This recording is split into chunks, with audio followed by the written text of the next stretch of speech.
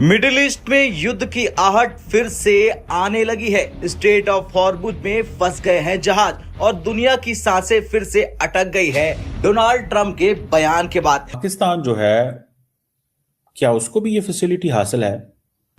ये जो है सोल्जर्स का भेजना, ये जो डिफेंस पैक्ट है सऊदी अरेबिया और पाकिस्तान के बीच, ये उसी के उसमें आता है। दिन में बंगाल की खाड़ी के नीचे छिपा ये क्षेत्र अब भारत के लिए सबसे बड़ा गेम चेंजर बन सकता है। क्यों? क्योंकि यहाँ पर जो गैस मिली है वो अल्ट्रा डीप वाटर में है।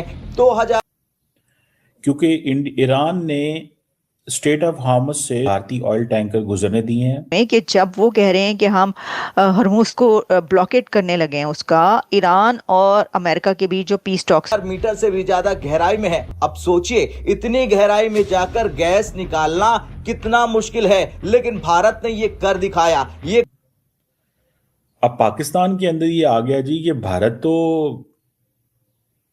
ईरान का दोस्त है, तो क्या पाकिस्तान के जहाजों को भी गुजरने दिया जाएगा? पूरी की किस तरीके से लाए कि उनकी जो नेविगेशन है, उनके तैयारी की ट्रांसपॉन्डर जो है वो बंद करना पड़ा और अपने फाइटर। नमस्कार दोस्तों, एक तरफ स्ट्रेट और हॉर्मुज का इशू चल रहा है। हालांकि भारत को इससे बहुत ज़्यादा फर्क नहीं पड़ रहा है। भारत के जहाज़ वहाँ से निकल रहे हैं और ईरान इसमें मदद कर रहा है और यूएस को भी कोई दिक्कत नहीं है। दूसरी तरफ उड़ीसा में इतने बड़े गैस का खजाना मिल गया कि अब शायद भविष्य में स्ट्रेट ऑफ हॉर्मुज में हमारी डिपेंडेंसी रहेगी भी नहीं, क्योंकि ये जो उड़ीसा में जो खजाना मिला है काफ़ी गहराई पे है और थोड़ा समय लगेगा वहाँ से पूरा सिस्टम बनाने में, वहाँ से गैस निकले उस पूरे सिस्टम को बनाने में, लेकिन फ्यूचर में हमें परेशानी नहीं होगी। दूसरी तरफ पाकिस्तानी पूरी तरह से जल रहे हैं। पाकिस्तानियों को लग रहा है कि यार ईरानियों ने हमें तो निकलने नहीं दिया, लेकिन ये भारतीयों को कैसे निकलने दे रहे हैं। तो पाकिस्तान की जलन की वजह यही है और पाकिस्तान की डिप्लोमेसी की फेलियर इस चीज़ को दिखाता है। और भारत की डिप्लोमेसी की यही सक्सेस है कि हमारे जहाज़ वहाँ से निकल रहे हैं। अगर हमारी डिप्लोमेसी, जैसे कि कुछ हमारे यहाँ के मूर्ख जो है यूट्यूबर लगे पड़े हैं बेवकूफ़ बनाने में लोगों को कि भाई भारत की डिप्लोमेसी फेल हो गई, अगर भारत की डिप्लोमेसी फेल हुई होती तो ये जहाज़ नहीं निकल पाते। जहाज़ निकल रहे हैं और ये इस बात का प्रूफ है कि हमारी डिप्लोमेसी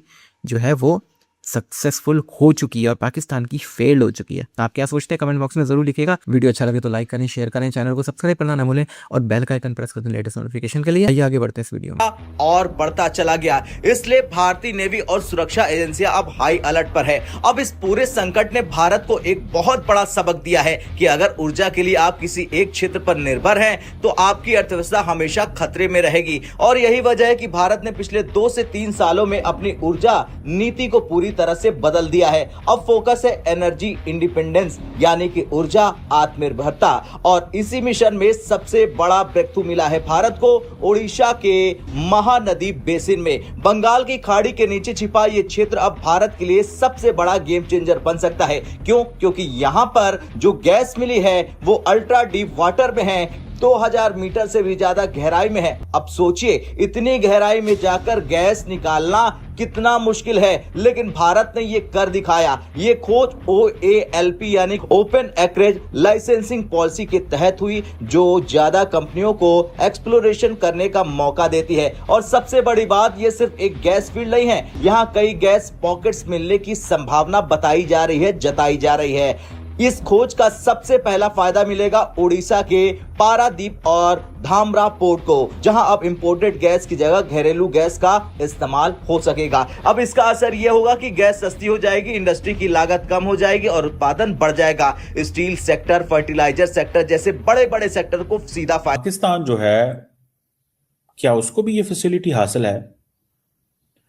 क्योंकि ईरान ने स्टेट ऑफ हार्मस से भारतीय ऑयल टैंकर गुजरने दिए हैं। अब पाकिस्तान के अंदर ये आ गया जी कि भारत तो ईरान का दोस्त है, तो क्या पाकिस्तान के जहाजों को भी गुजरने दिया जाएगा? ये बड़ा इंपॉर्टेंट सवाल है। इस सवाल को थोड़ा सा डायसेक्ट करना चाहिए, समझना चाहिए ना। अब इंडिया जो है वो आपको मैं थोड़ा बताता चलूं कि ईरान का टॉप कस्टमर हुआ करता था 2019 से पहले। ये 2019 में जब अमेरिका ने सैंक्शंस वगैरह, स्ट्रिक्ट सैंक्शंस की, ये जो joint comprehensive plan of action को विड्रॉ किया, दिस दैट किया, तो ये मतलब ये वो चीज थी। ठीक है जनाब। इंडिया ने क्या किया कि इंडिया बहुत सारा कुछ, ये जब joint comprehensive plan of action को ट्रंप एडमिनिस्ट्रेशन ने विड्रॉ कर लिया, ईरान न्यूक्लियर डील जो थी, तो जो टेम्परी वेवर शेवर्स है वो सब पॉज हो गए, सेकेंडरी सैंक्शंस आ गई।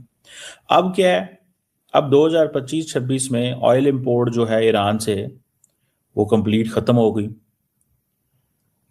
अब वो तकरीबन प्री 2019 लेवल पे चली गई, बायलैटरल ट्रेड भी इनकी खत्म हो गई।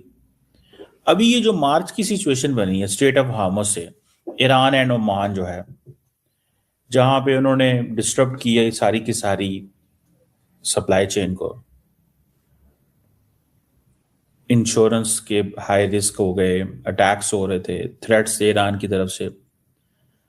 अब ये जो कहा जा रहा है जो चोक पॉइंट है, दैट हैंडल्स बेसिकली 50% इंडिया का crude oil import, Iraq, Saudi Arabia, UAE, Kuwait etcetera, मतलब ये सारे जितने मुल्क हैं वहां से।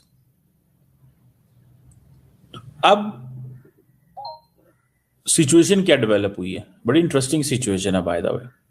उन्होंने कहा जी कि इंडिया जो है वो ले सकता है। पाकिस्तान ने 13,000 सोल्जर्स डिप्लॉय कर दिए हैं किंग अब्दुल अजीज बेस पर सऊदी अरेबिया में। सऊदी, आपको याद होगा, पता चल ही गया होगा आपको कि हमें खबर ये मिली कि अभी वहाँ पर पीस टॉक्स चल रही थी कल शाम को, कल रात को, और पीस टॉक्स के दौरान एक अलग से और तरह की खबर जो है ये मिलती है कि जी सऊदी अरेबिया ने फौरी तौर पर ये कहा है कि उसे 10,000 सोल्जर्स भेज दिए जाएं। कहीं पर 10,000 सोल्जर्स आ रहा है, कहीं पर 13,000 आ रहा है। वो ये भी कहा जा रहा है कि 3,000 वहाँ पर पहले से थे और 10,000 और भेजे जा रहे हैं, तो टोटल कोई 13,000, 10 to 13,000। तो सऊदी अरेबिया ने फौरी कहा है कि जी हमें 10,000 सोल्जर्स फौरी भेजे जाएं, और भेज दिए गए और डिप्लॉय कर दिए गए वहाँ पर। ऐसा क्यों हुआ है? मतलब इतनी जल्दी किस चीज़ की पड़ गई थी? वैसे तो ये जो है सोल्जर्स का भेजना, ये जो डिफेंस पैक्ट है सऊदी अरेबिया और पाकिस्तान के बीच, ये उसी के उसमें आता है। पाकिस्तान को भेजने पड़ेंगे, जो उसने भेजे हैं, उसने कहा हमारी हिफाजत के लिए हमें चाहिए, यहाँ पर उन्होंने भेज दिए। लेकिन एक ऐसी सिचुएशन में, जो मैंने कहा कि हम ये देखेंगे कि इसकी क्या सिग्निफिकेंस है, एक ऐसी सिचुएशन में कि जब वो कह रहे हैं कि हम हरमुज को ब्लॉकेट करने लगे हैं, उसका ईरान और अमेरिका के बीच जो पीस टॉक्स हैं वो फेल हो चुकी हैं। और ये भी बात याद रखिए कि जो उसका फासला ईरान से है वो कोई ज़्यादा नहीं है, किंग अब्दुल अजीज बेस, और वहाँ पर ईरान की तरफ से हमले भी होते रहे हैं, और ईरान की तरफ से यूएई पे भी हमले होते रहे हैं, खलीज ममालिक जो हैं। अभी तो ये ईरान जो है उसको बाहिफाजत सेफ्टी से ले जाने का पाकिस्तान के अंदर सारा जो जिम्मा उठाया था वो उन्होंने रिस्पॉन्सिबिलिटी पूरी की। किस तरीके से लाए कि उनकी जो नेविगेशन है, उनके तैयारी की, ट्रांसपॉन्डर जो है वो बंद करना पड़ा और अपने फाइटर जेट्स भेजने पड़े। तो ये सब किया उन्होंने। लेकिन देखें, ठीक है, इसमें आपने पीस टॉक्स करने का ठेका लिया था, आपने कहा था कि हम लेंगे, तो आपने वो ये रिस्पॉन्सिबिलिटी पूरा करनी ही थी। ये कोई एहसान नहीं था उनके पर। वो कहते हैं जी अगर आप नहीं करवाएंगे, टर्की करवाएगा तो टर्की हमें लेके जाएगा, कोई ना कोई तो लेकर जाएगा ना। लेकिन ऐसा नहीं है कि आप जो है, अगर आप हम ये समझ लें या आप ये सोचें कि अगर इसका 20% भी चांस है कि वो जी ब्लॉकेट कर देते हैं सारा स्ट्रेट ऑफ